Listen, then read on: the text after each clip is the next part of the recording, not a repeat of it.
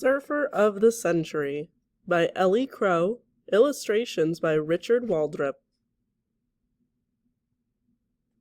Surfer of the Century, The Life of Duke Kahanamoku by Ellie Crow, illustrations by Richard Waldrop. To Micah, Luke, and Sydney, who love riding the blue waves of Hawaii, Ellie Crow. To my daughter Madeline Maddie Maddow, Richard Waldrop. Surfing, bodyboard or otherwise, is a sport that is in a class by itself, and for those who indulge in it, here is a wish that the surf may always be breaking big, fast, clear, and fine for you. Duke Kahanamoku. Surf's up! Eager surfers gripped their wooden surfboards and stared out at the monster waves. Spawned far out at sea, the 30-foot bluebirds streaked across miles of ocean in a solid line, crashing in white foam on Waikiki Beach.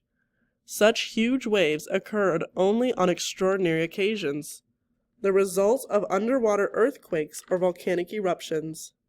Who dared surf the bluebirds? Only one surfer mastered the gigantic waves that day in 1917, Duke Kahanamoku. He rode a thundering bluebird for almost 2 miles, from the deep blue ocean to the white sand beach. The Pacific Ocean was Duke's backyard. Born in 1890 in Honolulu, on the Hawaiian island of Oahu, Duke Paoa Kahanamoku lived with his family across the road from Waikiki Beach. Duke's childhood was filled with aloha. His parents were loving and supportive. He had 5 brothers, 3 sisters, and more than 30 cousins with whom to play. Neighbors helped one another and got together often, sharing the bananas, coconuts, taro, and sweet potatoes they grew in their gardens, and the fish, crabs, squid, and octopuses they caught in the ocean. When he was 4 years old, Duke learned to swim in the old Hawaiian way. His father and uncle took him in an outrigger canoe, tied a rope around his waist, and tossed him into the ocean. Wiggling like a little tadpole, Duke made his way back to the canoe. Duke's mother told him never to be afraid of the water and to go out as far as he wanted. His father said the mighty shark was their family's Hawaiian guardian and would protect him. Swimming each day, Duke soon learned to surf, dive, and hold his breath underwater for minutes at a time. Aloha is the love, kindness, grace, affection, compassion, and also the Hawaiian traditional greeting and farewell. In school, Duke struggled with his lessons, but in the ocean he was a star. As soon as the school bell rang, he raced to the beach and dived into the blue waves. The ocean was a second home to Duke, and he was happiest when he was swimming. By the time he was a teenager, Duke was a very fast swimmer. His tall, strong body was designed for swimming. His large hands scooped through the water while his big feet, like fins, propelled him along. Duke had a natural talent, and he was determined to use it. He wanted to win races. He wanted to be a champion swimmer. Many of his friends could swim fast. The difference between swimming fast and winning races would be dedication and hard work. Duke pushed himself to get better, swimming miles through the ocean day after day until his arms and leg muscles burned.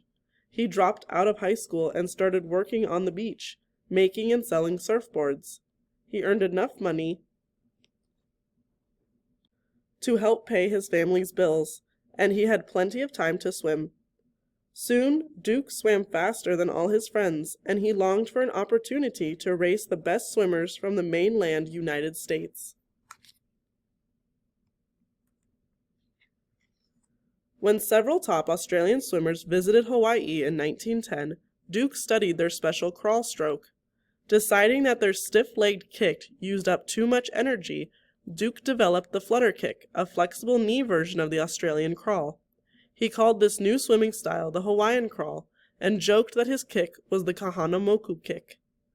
One afternoon, in the summer of 1911, Bill Rollins, a Honolulu attorney with an interest in swimming, was watching Duke slash through the ocean. He couldn't believe how fast the young man swam. Fetching a stopwatch, he asked Duke and two of his friends to swim a measured 100-yard course. When Rollins timed the swimmers, he was stunned. Duke had shown amazing speed. Rollins thought Duke had the makings of a swimming champion.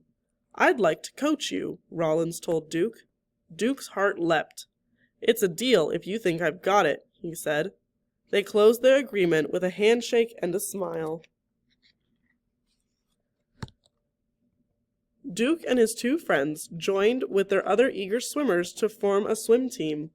Rollins told the group that to get recognition for any records they set, they had to belong to a surf club.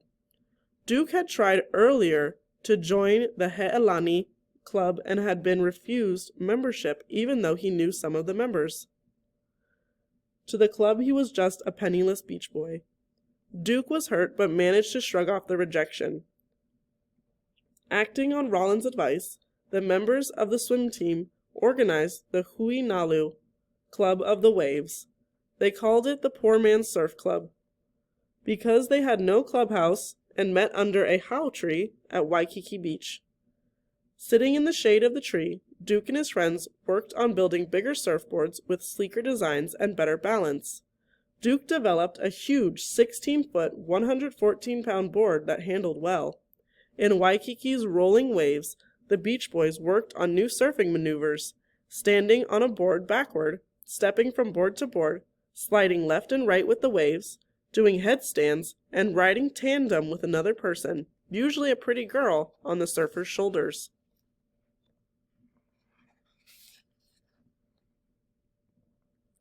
In 1910, Hawaii's sports club had voted to form the Hawaiian Amateur Athletic Union. The creation of the AAU Hawaii made Hawaiian athletes eligible for National Amateur Athletic Union events and possible participation in the Olympics. The AAU Hawaii decided to hold its first contest, a swim meet, on August 12, 1911. This was Duke's big chance. He would compete against nationally ranked swimmers from the mainland United States. The race meant a lot to Hawaii. There were many gifted watermen on the islands, but no Hawaiian had ever been recognized by the world as a top swimming champion. Rollins was confident Duke could beat the swimmers from the mainland and make it to the U.S. team for the 1912 Olympic Games in Stockholm, Sweden. On the day of the swim meet, excited spectators gathered at Honolulu's wharves. Hawaii did not have an Olympic-sized swimming pool, so the contest was held in the ocean, with the swimmers racing between two piers in the harbor. The crowd hummed with eager anticipation as the start of the 100-yard freestyle race grew near. Heart-thudding, Duke stood at the edge of the wharf. Bam! The pistol shot rang out. Duke's family and friends screamed his name as the swimmers hit the water. They were neck and neck until Duke, fierce with determination, forged ahead. He plowed through the water like a speedboat, a mound of water rising in front of his chest, a white wake of foam trailing behind him. Duke shot into the finish line with lightning speed. Pulling himself out of the water, Duke was puzzled by the judges' startled expressions. Then they had shouted that Duke had broken the world record. He had swum the race in 55.4 seconds, shaving 4.6 seconds off the official time. Duke grinned, shaking his head in amazement. The cheering spectators hugged him and clapped his back. Everyone wanted to touch him, be a part of his success. By the end of the day, Duke had shattered 3 long-standing AAU freestyle swimming records, the 100-yard, the 50-yard, and the 220-yard. The judges declared that his times were fast enough to qualify for the Olympic tryouts. Duke was bursting with excitement. How great it would be to compete in the Olympics and bring home the gold for Hawaii.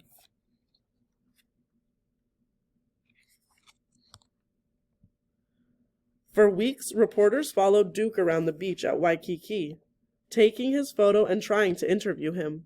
The reporters found it difficult to get Duke to say much. He was too shy and humble to talk about himself. Then bad news arrived. Duke's new records were so amazing, Amateur Athletic Union officials in New York refused to believe his times. "What are you using for stopwatches?" the sarcastic official asked. "Alarm clocks?" Duke was shattered. He feared everything was over. Trying to drown his disappointment, Duke grabbed his surfboard and headed for the ocean. "Coming down!" he yelled as he launched his board over the crest of the waves. His friends made way for him. They knew how he felt. Meanwhile, word of Duke's record-breaking swimming times had swept the athletic world. AAU officials, curious about the young, untrained swimmer, wanted to see if Duke swim for themselves. They invited him to the mainland to try out for the United States Olympic team. Thrilled by the news, Duke and his family huddled around the kitchen table. Money was tight. They didn't know how they would pay for Duke's boat trip to California. Soon friends and supporters gathered to help. Coach Rollins arranged a benefit potluck dinner and many generous donations. Duke's friends raised cash by performing a play on the deck of the abandoned ship. Along with contributions from others, enough money was raised to send Duke to the mainland. Filled with Olympic dreams, Duke said goodbye to his family and friends and boarded an ocean steamer to California in early February 1912. Rollins' work as an attorney kept him from traveling, so Duke was accompanied by 2 members of his swim team. Lou Henderson acted as manager, and Dud Miller was the swimming trainer. In Los Angeles, Duke stared wide-eyed at the crowded streets. This big city was very different from his island home. Reporters described Duke as a strange-looking, dark-skinned native from distant lands. People stared at him. Restaurant waiters pretended not to see him. After a few awkward meals, Duke decided to eat alone at his hotel room so that Henderson and Miller would not be embarrassed by his presence. Duke's first qualifying race was in Chicago. When he got off the train from Los Angeles, the icy weather bit in through his thin suit coat. Looking for a way to stay warm, Duke stuffed cardboard under his coat and kept it tightly buttoned. The cardboard was secret until Duke unthinkingly pulled off his coat in the changing room of the Chicago Swim Stadium. Everyone laughed as the cardboard fell to the floor. Duke burned with embarrassment, but told himself to focus on swimming. He knew he was good as any swimmer alive. Duke won the 100-yard freestyle race in 57 seconds. He was on his way to being accepted for the Olympic team. Pittsburgh was even colder than Chicago. Upon arriving, Duke hurried into a restaurant to order a bowl of hot soup. The waiter took one look at Duke's dark skin and asked him to leave. Humiliated, he headed for the door. Just then, someone called, "Hello, Duke! How about joining us?" Duke turned to see a friend who had visited Hawaii every few years. People were staring, but his friend said, "Waiter, please have another place set at my table for this sensational Hawaiian swimmer, Duke Kahanamoku." Duke downed his food as fast as he could. He thanked his friend and his friend's companions, invited them to visit him in Hawaii, and hurriedly left the restaurant. That night, in the Pittsburgh Stadium, Duke was tense with anticipation. He was competing against world-class swimmers, and every one of them wanted a place on the Olympic team. Duke dived into the pool, ready to prove himself. The water was freezing. His left leg cramped, and to his horror, Duke found he couldn't swim. He came to a crippled halt and had to be pulled from the pool. Surrounded by the booing crowd, Duke looked down sadly at his big, cold feet. He had always thought he could depend on his body, but this time it had failed him.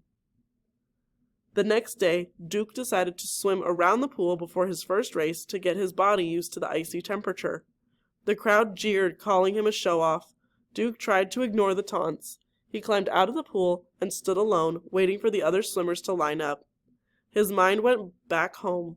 He thought of all the people who had paid for his trip, and his family, friends, and coach who were praying for him to succeed. He could not disappoint them. From the moment Duke hit the water, he swam with spectacular speed. Used to open ocean racing, he lost time on turns, but he made up the loss with his furious arm strokes and powerful flutter kicks. He won the 100-yard race and then the 50-yard race, beating the world records with seconds to spare. Now on his side, the spectators screamed their support.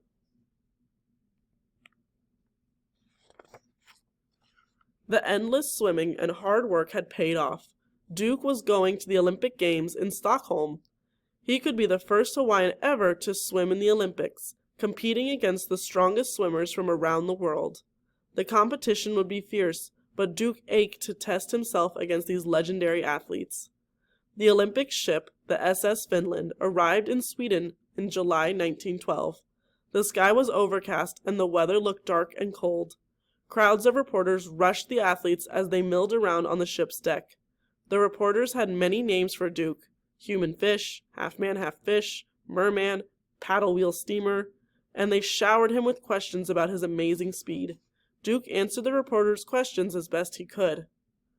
Escaping to the top deck, Duke found himself a sheltered spot and sat talking with a new friend, Native American track and field star Jim Thorpe. Like Duke, Jim was a natural athlete, virtually self-trained. They had both made it onto the Olympic team at a time when people of color rarely competed for the United States. "Jimmy," Duke said, "you can run, jump, throw things, and carry the ball. You do everything, so why don't you swim too?" "Duke, I saved that for you to take care of," Jim said, grinning. Summers in Sweden have almost 24 hours of daylight, and Duke found it hard to get enough sleep at night. So on the morning of his first race, he decided to take a nap in his cabin. Crowds had gathered at the Stockholm Olympic swim venue. The Swedish royal family, diplomats, military officers, and thousands of fans were there to watch the popular 100-meter freestyle race. Kahanamoku wanted on the starting platform, an official announced over the public address system. After a few moments, the official repeated loudly, "Kahanamoku, wanted on the starting platform." Duke did not appear. Frantically, his teammates searched the swimming stadium. They raced to the ship and searched there. Michael McDermott, the U.S. breaststroke champion, found Duke and shook him awake.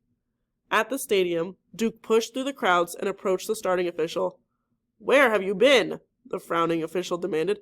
I'm sorry," Duke apologized. "I've been sleeping." The official told him he was too late. Silence fell on the crowd. Duke thought he would die. Everything he had worked so hard for, gone in an instant. He had missed his race for the Olympics.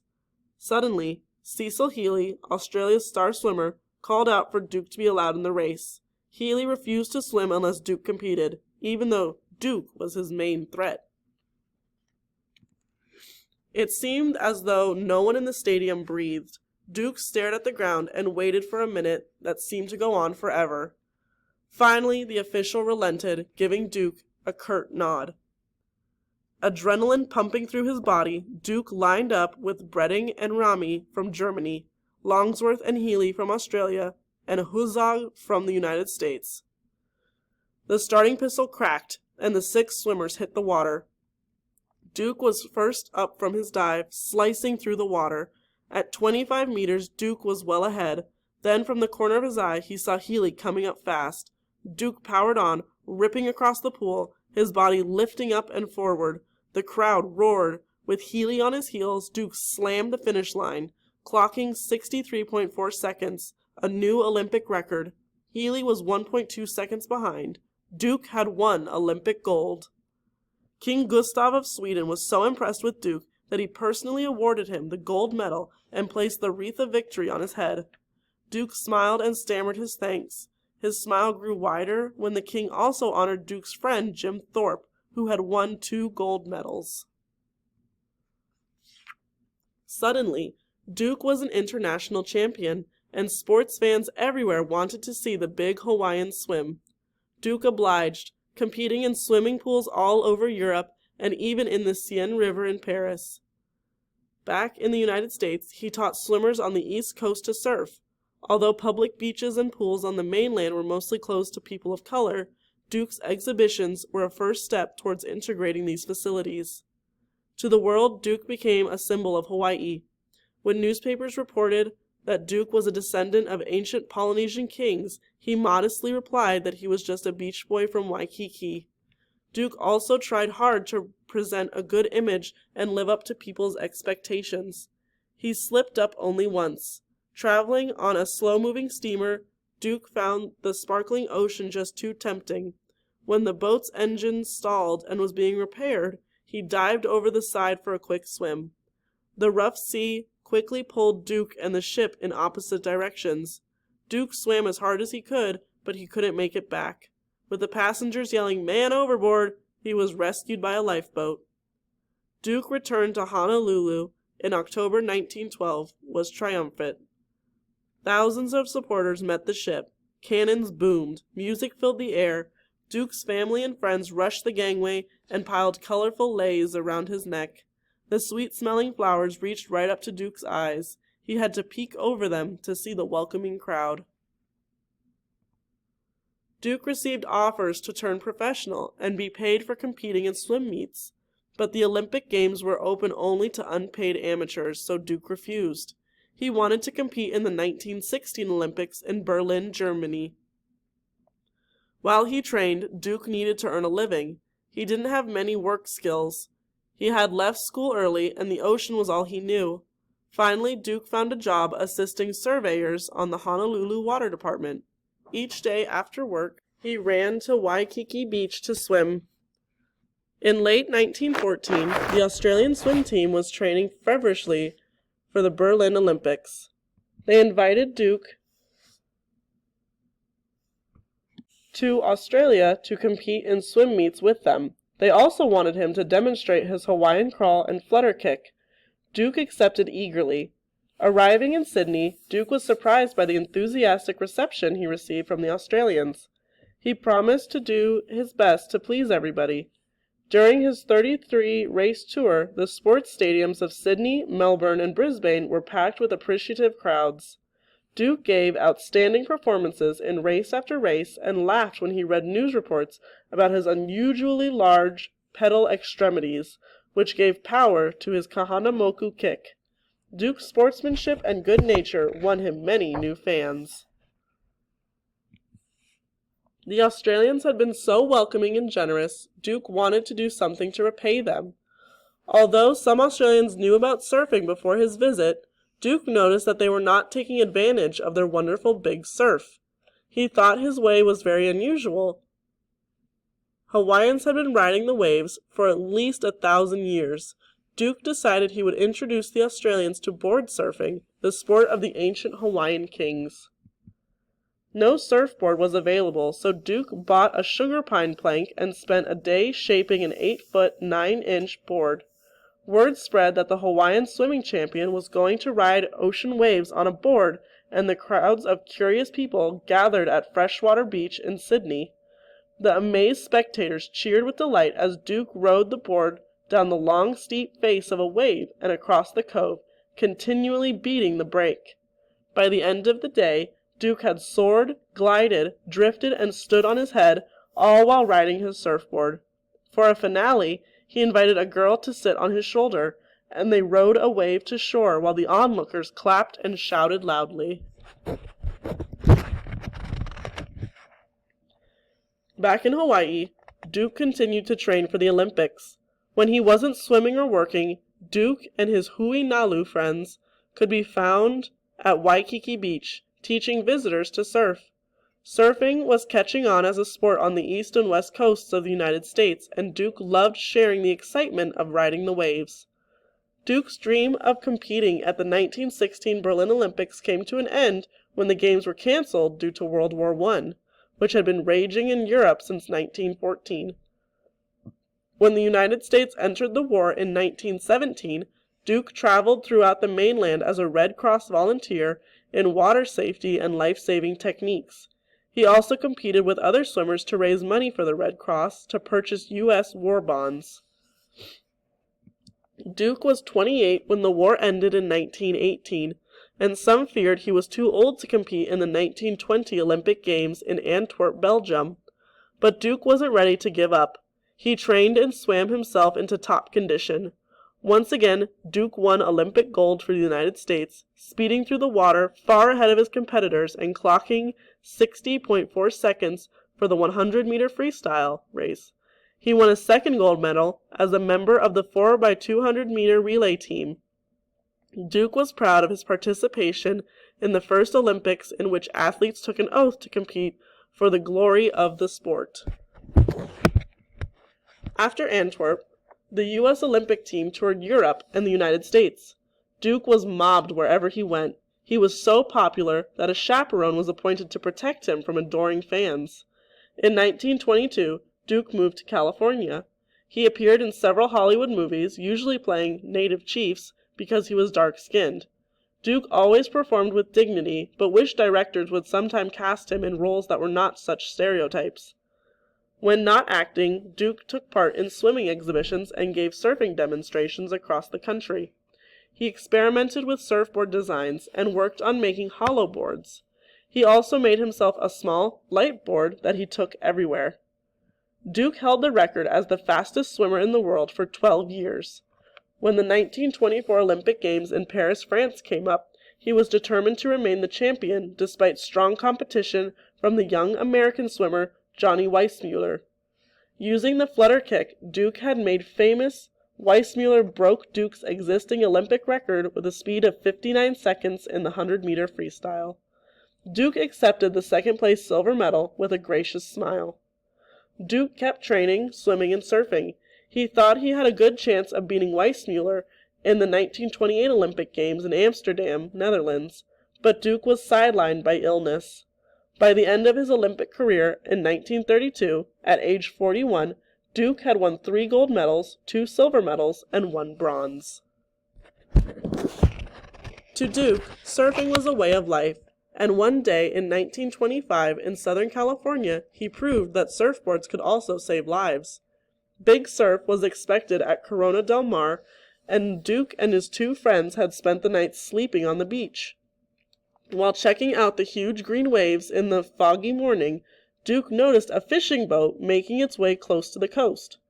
Suddenly, a great wave curled forward and capsized the boat. Grabbing his board, Duke sprang into action. He paddled out into the raging ocean and dragged 4 drowning fishermen onto his surfboard. He commanded the panicked men to lock their arms around the board. The surfboard somersaulted and then bounced into the shallows. With the men safe, Duke ran back into the water, searching out the feeble calls for help, pulling fishermen onto his board and taking them to shore. His friends also entered the wild sea on their boards, searching for survivors.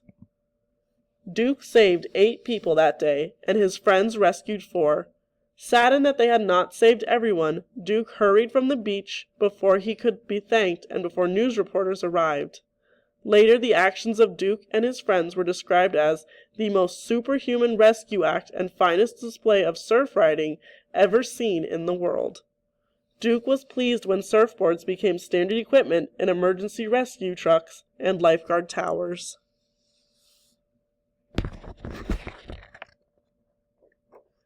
Duke moved back to his island home in 1930. He had done so much to promote Hawaii and surfing around the world, people insisted that there should be a place of honor for him at home.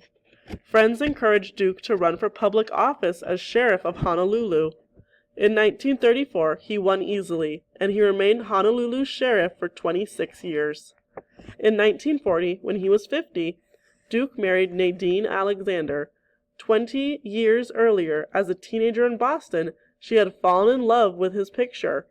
When an opportunity to teach dancing in Hawaii came along in 1938, Nadine jumped at the chance. One of Duke's brothers eventually introduced them, and it was love at first sight. Hawaii became the 50th state of the United States in 1959, and the sheriff's position was abolished. Duke then became the official state of Hawaii ambassador of Aloha.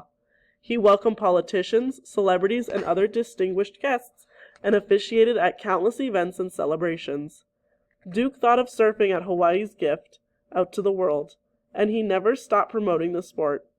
In his lifetime, Duke saw surfing grow into a multi-billion-dollar pastime enjoyed by millions. He loved watching young surfers discover the thrill of riding the waves. Duke's dream, yet to be fulfilled, was that one day surfing would be an event in the Olympic Games and that surfers would compete for Olympic gold in the thundering ocean waves. Duke Paoa Kahanamoku, the father of modern surfing, died on January 22, 1968, at the age of 77. He was the world's greatest waterman and the 20th century's most influential surfer. Just as important, Duke will always be remembered for his kindness and modesty, good sportsmanship, and love of life. No matter what he did, he spread aloha. Duke's Creed of Aloha. In Hawaii, we greet friends, loved ones, or strangers with aloha, which means with love. Aloha is the key word to the universal spirit of real hospitality, which makes Hawaii renowned as the world's center of understanding and fellowship. Try meeting or leaving people with aloha. You'll be surprised by their reaction. I believe it, and this is my creed. Aloha to you.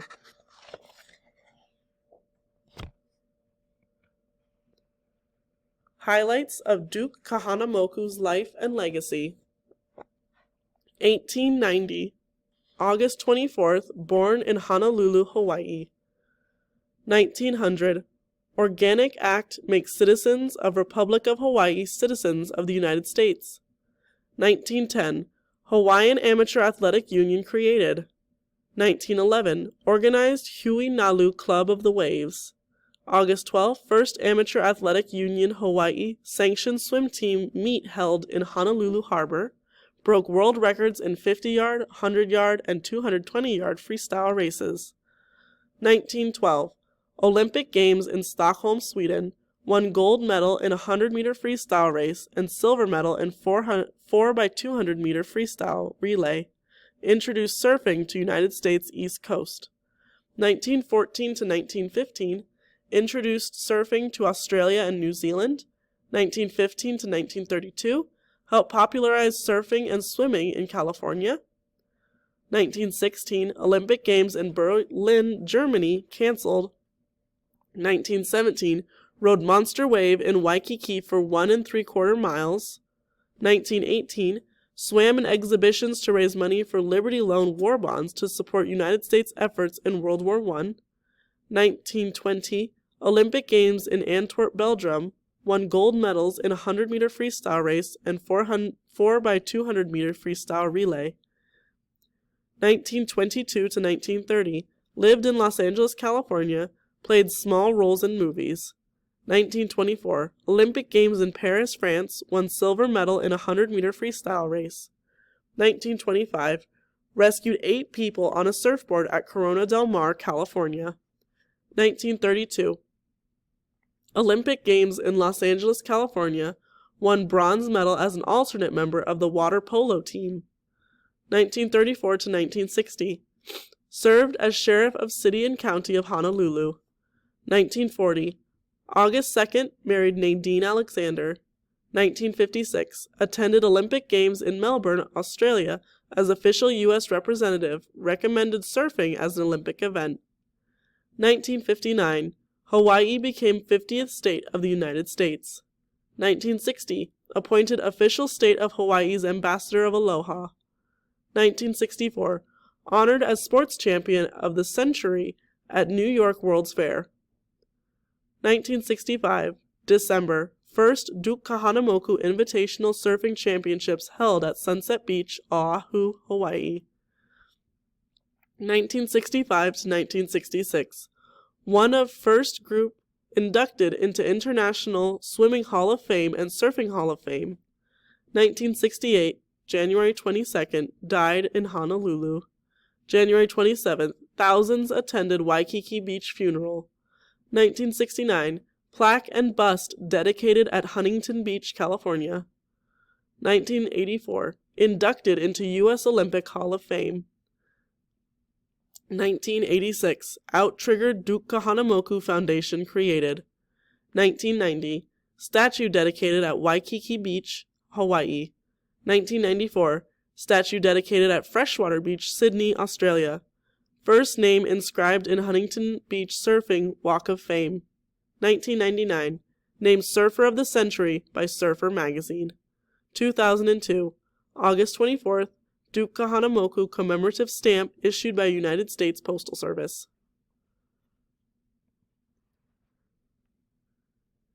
And here are some of the locations that Duke went to throughout his life.